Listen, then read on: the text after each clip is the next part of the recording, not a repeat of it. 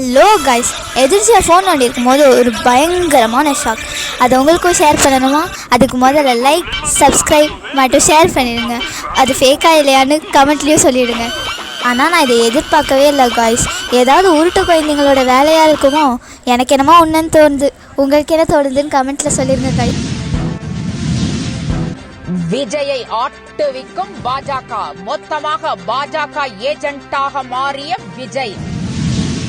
அதிமுக, தமிழக வெற்றி கழகம், பாட்டாளி மக்கள் கட்சி, நாம் தமிழர் கட்சி, தேமுதிக போன்ற முக்கிய கட்சிகளுடன் கைகோர்த்து திமுகவை எதிர்க்க பிஜேபி போட்ட ரகசிய திட்டம் அம்பலமாகியது.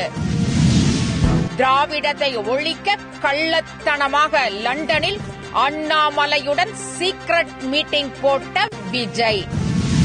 திமுகவை தவிர வேறு எந்த கட்சியையும் விமர்சிக்க கூடாது, குறிப்பாக விஜயை யாரும் அட்டாக் செய்யக்கூடாது, விஜயும் நம் வழியில்தான் பயணிக்கிறார், விஜயை பற்றி யாரும் பேசக்கூடாது என பாஜக நிர்வாகிகளுக்கு ஸ்ட்ரிக்ட் ஆர்டர் போட்டிருக்கிறார் அண்ணாமலை. பொதுவாக மக்கள் மத்தியில் தன்னை முன்னிலைப்படுத்திக் கொள்வதுதான் அரசியல் களம், அதுதான் ஜனநாயகம். முதல் முறையாக இந்திய அரசியல் வரலாற்றிலேயே கள்ளத்தனம் செய்து மக்களை ஏமாற்றி வரும் விஜயின் விபச்சார அரசியல் அம்பலமாகி உள்ளது. பாஜகவுடன் கூட்டணியா என்ற கேள்விக்கு இபிஎஸ் ஆமாம் என்று சொல்லாமல் சொல்கிறார். தமிழிசையும் இபிஎஸ் பதிலை வரவேற்கிறார். அதிமுக கூட்டணியில் இருந்த எஸ்டிபிஐ அதிருப்தி அடைந்ததால் இதெல்லாம் வெறும் வதந்திதான் என்று அவசரமாக பிரஸ் மீட்டில் பேசுகிறார் ஜெயக்குமார். திமுக ஆட்சியை அகற்றி திராவிட கொள்கை சித்தாந்தங்களை, திராவிட தமிழ் உணர்வை ஒழித்து கட்ட நல்லவர் போல வேடமிட்டுள்ளார் நடிகர் விஜய்.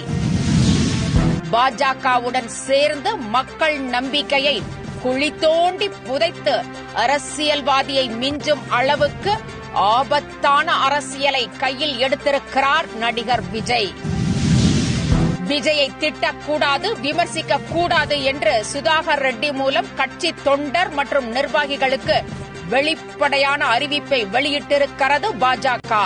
நடிகர் விஜயும் விஜயின் உறவினரும் வெளிநாடு படப்பிடிப்புகளின் போது பாரதிய ஜனதா கட்சியின் முக்கிய நிர்வாகிகளுடன் நடத்திய பேச்சுவார்த்தை குறித்த விவரங்கள் முழு ஆதாரத்துடன் உங்கள் மை இண்டியா